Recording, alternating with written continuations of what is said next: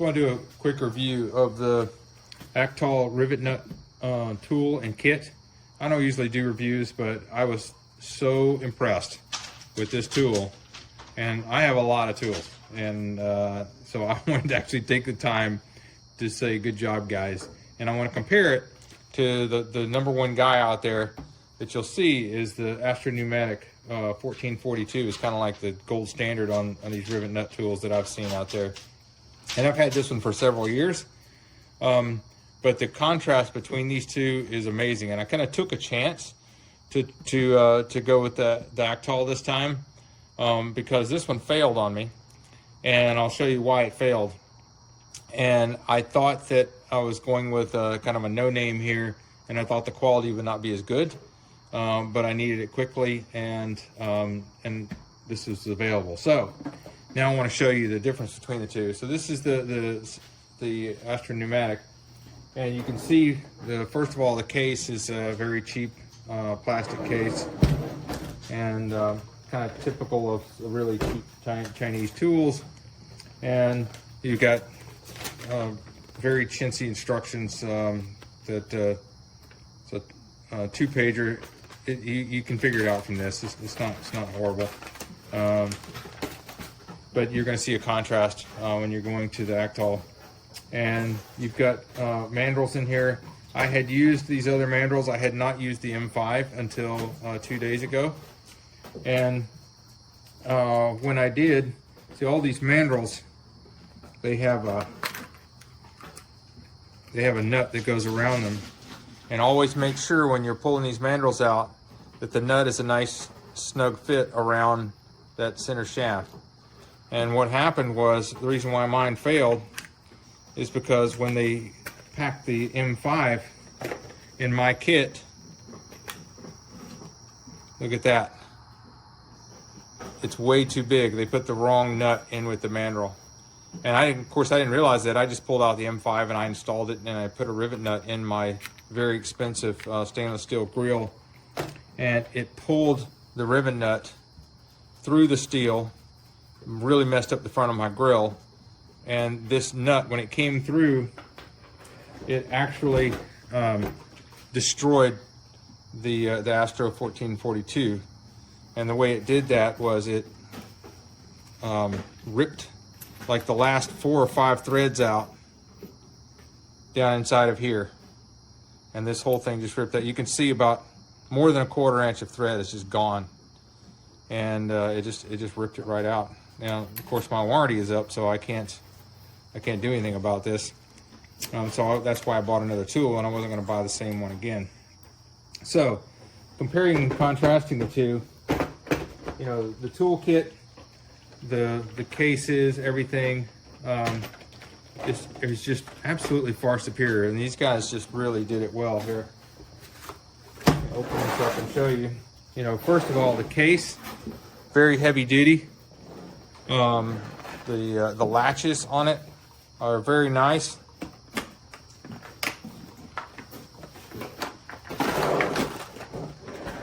And when you open it, I'm not doing a good job trying to do this while I'm filming. There we go. Oops.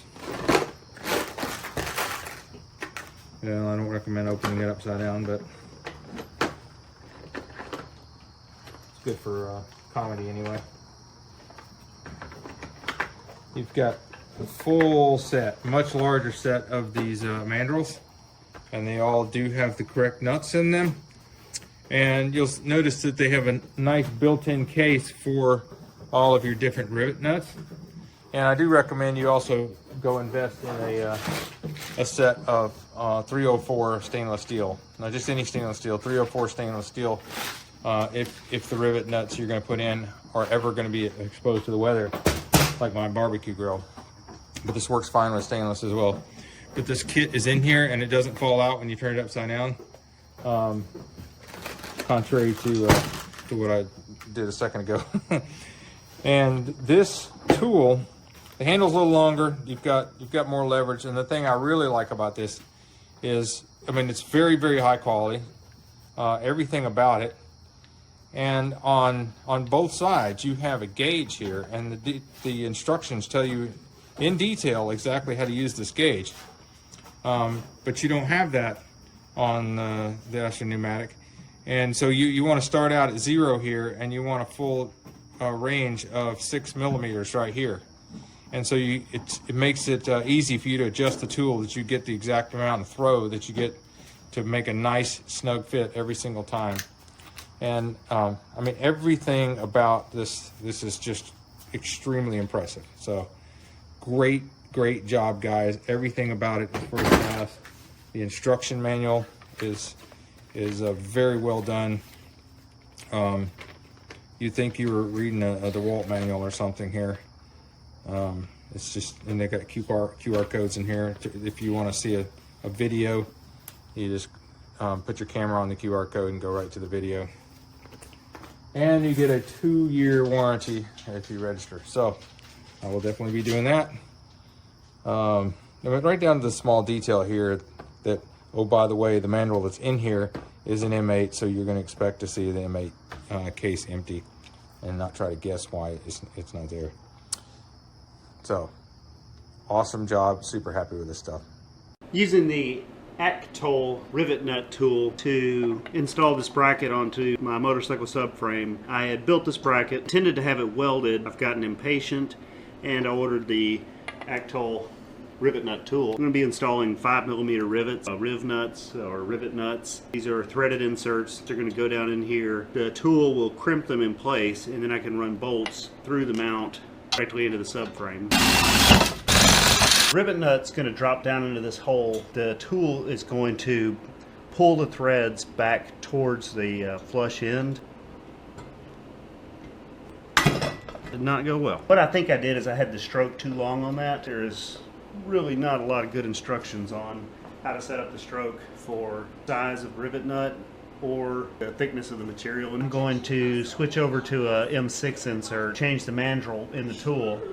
The tool comes with 14 different sizes of mandrels, and it also comes with 14 sizes of rivet nuts. I went ahead and put them in this thing. It does not come with this container. They just come in these plastic bags. I'm going to switch over to the 6mm mandrel. Do that. Take the adjustment ring off. Pull back on that. Drop the mandrel out. Drop the anvil out. It comes with a wrench for those things. It came finger tight, and I just put them back on finger tight.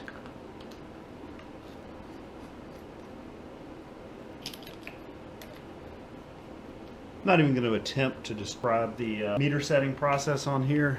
It's very poorly described in the instruction manual. It really doesn't seem to do at all what it seems like it's trying to tell me I should be doing. Okay, I'm not actually sure I got that tight enough that time.